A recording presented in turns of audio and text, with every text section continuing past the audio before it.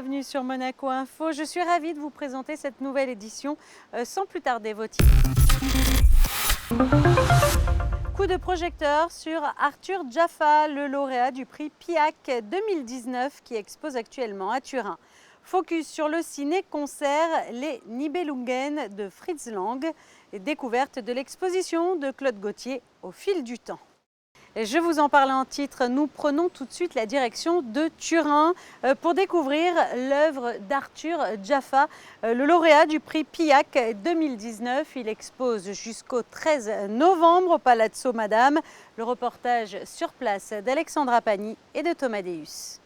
Love is the message is death. 7 minutes de montage vidéo réalisé par l'artiste Arthur Jafa comme témoignage des hauts et des bas, des victoires et des défaites, des moments de joie comme d'intenses douleurs auxquelles la population afro-américaine fait face. L'artiste propose un voyage à travers l'histoire sous forme de clip rythmé par la musique de Kanye West, Ultra Light Beam. Parfois, j'aime à dire que les gens sont intéressés par au moins deux choses dans mon travail. La première, c'est l'expérience black, mais ce qui m'intéresse aussi, c'est l'expérience des personnes afro-américaines, et ce n'est pas nécessairement la même chose. Cette frontière entre les deux est très intéressante et compliquée, mais définitivement, ce sont deux choses distinctes. Ce que je montre n'est pas manichéen, ce n'est pas tout bon ou tout mauvais. C'est une dynamique complexe de haut et de bas. Je pense que pour la plupart des gens, des afro-américains, c'est comme cela que nous ressentons la vie en tout cas. En 2019, Arthur Jafa reçoit le prix international d'art contemporain. Après les biennales de Venise et de São Paulo, la Fondation Prince-Pierre a choisi Artissima à Turin pour présenter le travail de son lauréat. Je ne peux pas vous révéler le secret des délibérations, d'autant plus que je ne vote pas, comme vous le savez. Mais en fait, le prix d'art contemporain s'organise de la façon suivante. Nous avons un réseau de parrains dans le monde entier, qui sont des spécialistes, des curateurs, des patrons d'institutions, etc., qui font des propositions. Donc on reçoit 200 propositions à peu près tous les ans. Et ces 200 propositions sont étudiées par le conseil de la Fondation, conseil artistique, qui se réunit à Monaco une première fois, qui fait une courte liste, une short list comme on dit maintenant, et ensuite une deuxième fois pour décider du lauréat. Et je dois dire, alors là je vais trahir quand même un peu les secrets, qu'il y a eu beaucoup de discussions, mais que le consensus s'est fait quand même assez facilement sur le travail d'Arthur Jafa. En juin dernier, Arthur Jafa a également reçu le prestigieux prix du Lion d'Or de la Biennale de Venise 2019. Un important coup de projecteur pour cet artiste qui souhaite mettre en lumière la culture noire.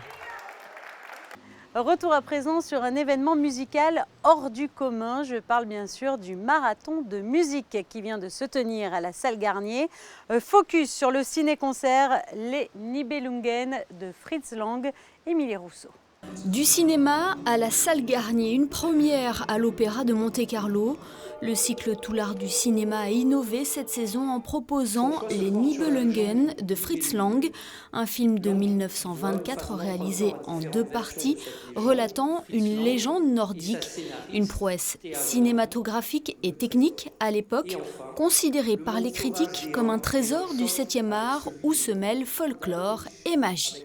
On dirait que c'est une forme de péplum dans le sens d'un film au budget pharaonique, le plus grand film produit par la UFA, qui était le principal studio allemand. On a évidemment lésiné sur aucun moyen. Les effets étaient même réalisés en direct, il faut savoir, puisque la trucca n'existait pas encore à l'époque pour le cinéma. Donc tout était fait en direct, donc ça nécessitait beaucoup de préparation avec les truquistes de studio qui rivalisaient évidemment d'imagination pour trouver des astuces qu'on ne devine pas à l'écran, mais dont on voit le résultat. Ce ciné-concert était accompagné musicalement par l'improvisation de Jean-François Zigel au piano, l'un des spécialistes de cet exercice. Le musicien a laissé libre cours à son imagination en déployant différents styles, différents rythmes, apportant ainsi de la couleur et de la puissance au film muet de Fritz Lang. Il y a vraiment une très grande différence entre le cinéma muet et le cinéma parlant. C'est que dans le cinéma parlant, la musique, c'est certes un moment, parfois juste quelques secondes, 30 secondes, une minute, bien sûr, il y a des moments importants, mais il n'y a pas du tout ce bain de musique permanent qui soutient l'image. Et ça, c'est vraiment ce que je trouve tout à fait extraordinaire dans le ciné-concert. C'est autant un concert qu'un film, et c'est cet alliage du flux des images et du flux de la musique.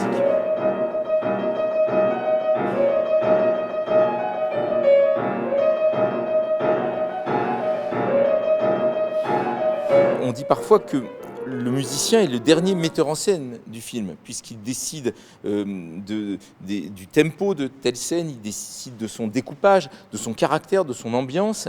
Donc il faut faire très attention à essayer à la fois de se laisser aller, parce que c'est le jeu de l'improvisation, mais toujours de soutenir l'image et de faire en sorte que les gens sortent en disant non pas « quel bon pianiste », mais « quel bon film ». La légende nordique des Nibelungen aura inspiré également d'autres artistes comme Wagner. Cette projection à la salle Garnier s'est parfaitement prêtée au lieu et aura fasciné de nombreux spectateurs qui avaient trouvé en l'opéra un endroit idéal pour découvrir autrement ce film. Parlons art à présent. À l'initiative de la direction des affaires culturelles, le peintre monégasque Claude Gauthier expose plus de 120 toiles à l'auditorium Régnier 3. Au fil du temps, une promenade dans les rues de Monaco et du monde entier que nous présente Frédéric Hélion. Dans le reste de l'actualité à présent, en bref et en images.